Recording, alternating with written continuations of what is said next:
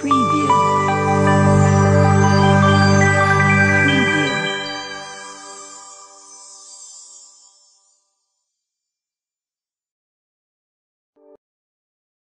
100 वर्षांनंतर अक्षय तृतीयेला गजकेसरी योग.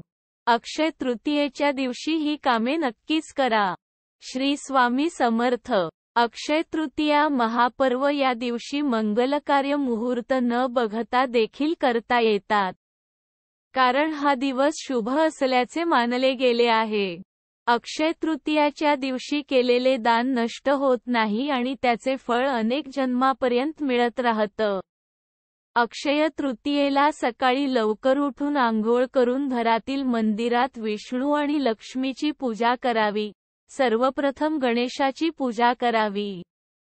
यानंतर कच्च्या गाईच्या दुधात केशर मिसळून दक्षिणावर्ती शंखात भरून भगवान विष्णू आणि देवी लक्ष्मीच्या मूर्तींना अभिषेक करावा. यानंतर गंगाजलाने शंख भरा आणि त्यात भगवान विष्णू आणि देवी लक्ष्मीला अभिषेक करा. भगवान विष्णू आणि लक्ष्मीला लाल पिवळे चमकदार वस्त्र अर्पण करा. या पवित्र दिवशी स्नान, दान, धर्म आणि कर्म यांचे महत्त्व खूप आहे. अक्षय तृतीयेच्या दिवशी लक्ष्मी आणि भगवान विष्णूच्या पूजेला विशेष महत्त्व आहे.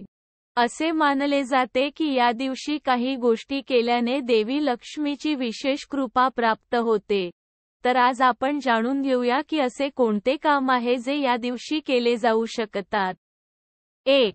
या दिवशी लोकांना गोड पदार्थ खाऊ घालावे आणि शीतल पाणी प्यायला द्यावे. 2. उन्हाळ्यापासून बचावासाठी गरजू लोकांना छत्री, मटका आणि पंखा दान करावा.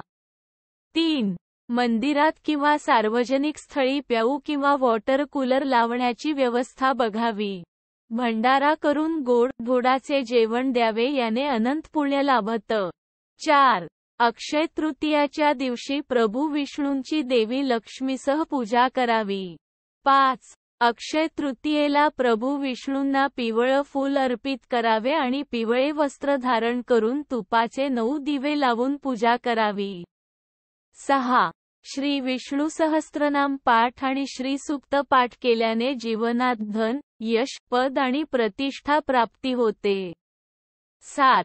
आजारामुळे त्रस्त असणाऱ्यांनी या दिवशी रामरक्षा स्तोत्र पाठ अवश्य केले पाहिजे. 8. अक्षय तृतीयेला चांदीचे शिक्के किंवा सोन्याच्या दागिन्याची खरेदी शुभ ठरते. 9. नवीन वस्त्र धारण करून मंदिरात अन्न आणि फळ दान करावे.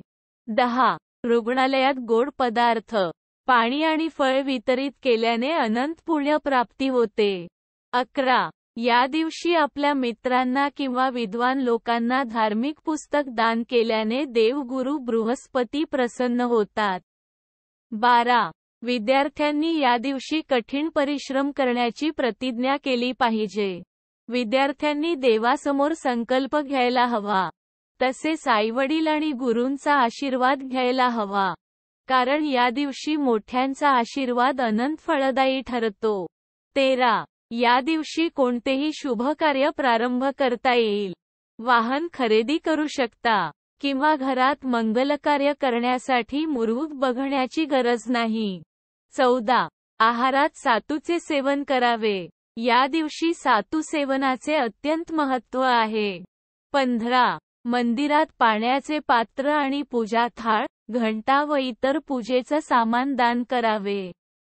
16. देवघरात पूर्ण 24 तास तुपाचा अखंड दिवा लावावा. 17. या दिवशी श्री रामचरितमानस मधील अरण्यकांड पाठ करावे. यात प्रभू राम ऋषी आणि महान संतांना दर्शन देतात. याने जन्मांतराचे पुण्यफळ प्राप्त होतं. याने रामकृपा मिळते. 18. धार्मिक मान्यतेनुसार शंख लक्ष्मीचा भाऊ मानला जातो.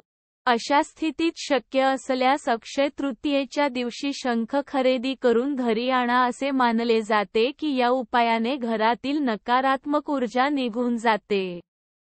श्री स्वामी समर्थ. तर भक्तांनो, तुम्हाला ही माहिती आवडली असेल तर व्हिडिओला लाईक आणि शेअर करायला विसरू नका. तसेच अजून आपला चॅनल सबस्क्राईब केला नसेल तर जरूर सबस्क्राईब करा. धन्यवाद.